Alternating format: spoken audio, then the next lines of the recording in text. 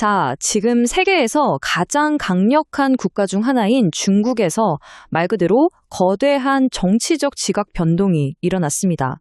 오늘 바로 그 충격적인 사건, 그 뒤에 숨겨진 이야기를 한번 깊숙이 파헤쳐 보겠습니다. 이야기는 2026년 1월 24일로 거슬러 올라갑니다. 중국 군부 서열 2위, 정말 엄청난 거물이 대중의 시야에서 갑자기 사라져버렸죠. 모든 건 중국 국방부의 아주 충격적인 공식 발표 하나로 시작됐는데요. 근데 이게 그냥 단순한 실각이 아니었어요. 뭐랄까, 거대한 폭풍의 전조 같은 거였죠. 이 한마디가 당시의 충격을 정말 그대로 보여주는 것 같아요. 장유샤 같은 배경을 가진 인물조차 단 몇 분 만에 끌려갈 수 있다. 이제 안전한 사람은 아무도 없다. 보세요. 장유샤는 그냥 평범한 장성이 아니었거든요. 누구도 감히 건드릴 수 없다는 태자당의 핵심 인물, 그리고 무엇보다 시진핑 주석의 아주 가까운 측근으로 알려져 있었으니까요. 자, 그럼 이 사건이 왜 그렇게 충격적인지 알려면 먼저 장유샤라는 인물이 도대체 누구인지부터 알아봐야겠죠? 이 사람이 얼마나 대단한 인물이냐면요. 군서열 2위는 물론이고 훈장까지 받은 전쟁 영웅에다가 중국 공산당을 처음 만들었던 세대와 직접적인 가족관계를 맺고 있는 소위 말하는 태자당의 거물이었습니다. 보세요. 중앙군사위원회 부주석, 군서열 2위죠. 아버지는 공산당 원로 장군, 그러니까 태자당 출신이고요. 심지어 중국 베트남 전쟁에 참전해서 실전 경험까지 갖춘 정말 드문 인물이었어요. 그리고 가장 중요한 거, 시진핑 주석과는 거의 가족 같은 친구이자 핵심 동맹 관계로 알려져 있었단 말이죠. 바로 이겁니다. 이런 사람이 갑자기 사라졌으니 이게 얼마나 전례였고 충격적인 일이겠어요? 그런데 여기서 정말 이상한 점이 하나 있습니다. 장유샤가 숙청당했다는 사실 자체도 물론 충격적이지만 진짜 미스터리는 그 다음에 벌어진 일이에요. 바로 군부의 반응, 아니 더 정확히 말하면 아무런 반응이 없었다는 점입니다. 자, 이 표를 한번 보세요. 과거 2014년이나 15년에 다른 군부 거물들이 숙청됐을 때랑 이번이 어떻게 다른지 보여주는데요. 예전에는요. 누구 하나 숙청되면 모든 군사령부에서 우리는 시 주석께 충성합니다 하고 경쟁적으로 충성 맹세를 발표했어요. 언론도 계속해서 그들을 비판했고요. 그런데 이번엔 어땠을까요? 완전한 침묵. 군 지휘관들 누구 하나 입을 열지 않았습니다. 이건 정말 엄청난 이상 신호죠. 이번 숙청이 군 내부에서 전혀 지지를 받지 못하고 있다는 걸 아주 강력하게 보여주는 겁니다. 이상한 점은 이뿐만이 아니에요. 장유샤의 이름이랑 사진이 공식 웹사이트에서 며칠 동안이나 그대로 남아있기도 했고요. 관영 매체들도 이상했어요. 첫날에는 막 맹비난하는 사설을 쏟아내더니 갑자기 조용해지는 거예요. 심지어 다른 고위 관료나 정치국 위원들 중 누구도 이번 결정 잘했다고 공개적으로 지지하는 사람이 없었습니다. 이 모든 게 뭘 의미할까요? 네, 바로 물밑에서 엄청난 혼란과 권력 다툼이 벌어지고 있다는 뜻이죠. 자, 그럼 이제 가장 중요한 질문이 남았죠. 도대체 왜? 무엇 때문에 이런 엄청난 일이 벌어진 걸까요? 현재까지 나온 이야기들을 종합해보면 크게 세 가지 서로 다른 폭발적인 가설들이 있습니다. 첫 번째 이론부터 보시죠. 이건 정말 영화 같은 이야기인데요.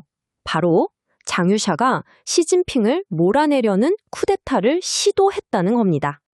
이 쿠데타설의 구체적인 내용을 보면 더 놀랍습니다. 계획은 1월 18일 베이징의 징시 호텔에서 시진핑을 체포하는 거였어요. 그런데 실행 단 2시간 전에 내부 고발자로 인해서 계획이 새어나갔다고 합니다. 심지어 현장에서 쿠데타 세력과 시진핑 경호팀 사이에 총격전까지 벌어졌다는 보도도 있었고요. 실제로 이 사건 직후에 시진핑 주석이 6일 동안이나 공식 석상의 모습을 드러내지 않았다는 점도 이 주장에 힘을 실어주고 있죠. 자, 두 번째 이론은 정반대의 시각입니다. 이건 쿠데타가 아니라 오히려 시진핑이 먼저 칼을 빼든 거라는 분석이죠. 점점 더 의심이 많아진 지도자의 무자비한 선제 공격이었다는 겁니다. 그러니까 시진핑이 자신의 절대 권력을 완성하기 위해서 마지막으로 남아있던 강력한 동맹이었던 장유샤를 제거했다는 거예요. 왜? 장유샤의 군부의 영향력이 워낙 막강하니까 언젠가 자신에게 위협이 될 수 있다고 판단한 거죠. 동시에 다른 태자당 세력들한테 까불면 이렇게 된다는 아주 강력한 경고를 보낸 셈이고요. 곧 있을 당대회에서 사연임을 확정짓기 위한 사전 작업이라는 해석도 있습니다. 결국 이 시나리오는 충성스러운 동명마저 잠재적 위협이라는 이유만으로 제거하는 독재자의 전형적인 권력 강화 수법이라는 겁니다. 마지막 세 번째 이론은 월스트리트 저널의 보도에서 나왔는데요. 이건 또 완전히 다른 이야기입니다. 바로 반역, 즉 간첩행위 혐의입니다. 이 보도는 중국 공산당 내부 관계자의 말을 인용한 건데요. 혐의 내용이 정말 충격적입니다. 장유샤가 국가의 핵 관련 기밀을 미국에 넘겼다는 혐의를 받고 있다는 거예요. 이건 단순한 권력 다툼이 아니라 국가 반역죄죠. 이런 혐의를 씌우는 목적은 분명합니다. 장유샤와 그의 가문을 누구도 반박할 수 없는 아주 강력한 죄명으로 완전히 끝장내기 위한 거라는 거죠. 사실 간첩 혐의만큼 정적을 제거하기에 확실하고 무서운 카드도 없으니까요. 자, 쿠데타든 숙청이든 반역이든 그 이유가 뭐였던 간에 한 가지 확실한 게 있습니다. 이번 사건이 중국 인민해방군 전체에 미친 충격파가 어마어마했다는 겁니다. 이 숫자 좀 보세요. 5,000명 이상. 한 보고에 따르면요, 시진핑이 이 사건의 후폭풍을 막기 위해서 베이징에서만 무려 5,000명이 넘는 사람들을 체포했다고 합니다. 정말 상상도 안 되는 숫자죠? 군 내부 분위기는 그야말로 최악으로 치닫고 있습니다. 중간급 장교들 사이에서는 대규모로 사집하거나 전역하려는 움직임이 나타나고 있고요. 또 소극적 저항이나 탕핑, 그러니까 그냥 들어놓아서 아무것도 안 하는 식의 태업이 광범위하게 퍼지고 있다고 해요. 심지어 일선 지휘관들은 장유샤를 공개적으로 비난하라는 상부의 지시를 거부하고 있습니다.